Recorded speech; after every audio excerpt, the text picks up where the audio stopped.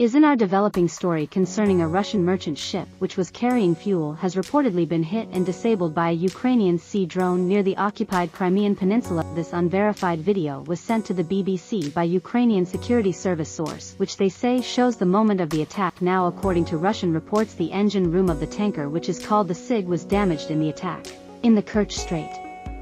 Now the vessel apparently was on its way to Syria to take oil to Russian troops and is now being towed. Sources at Ukraine Security Service have claimed responsibility for the strike, so let's remind you and show you some of those pictures. These were from Friday. Now on Friday, a Russian Navy landing ship was again hit by a Ukrainian sea drone off the Black Sea port of Novorossiysk, which is hundreds of kilometers from the Ukraine-controlled territory.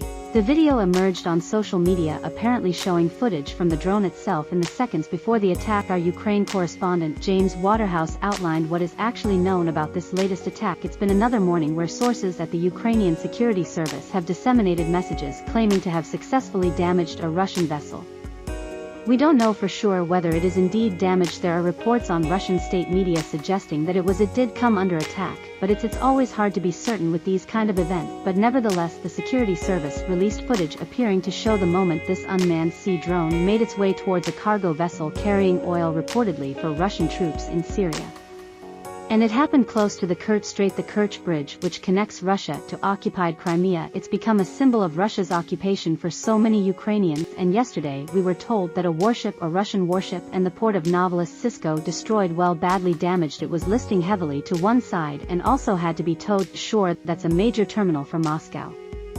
For grain and oil exports, there's also an important Navy base, and I think there is a backdrop here where Ukrainian ports are getting pummeled by Russian drones, the majority of which are launched from its Black Sea naval fleet. These are waters where Russia has complete control, but it seems that Ukraine is trying to counterpunch further afield. In its words, it wants to stop Russia from using the Black Sea as blackmail, but I think it also is trying to defrustrate Russian supply lines.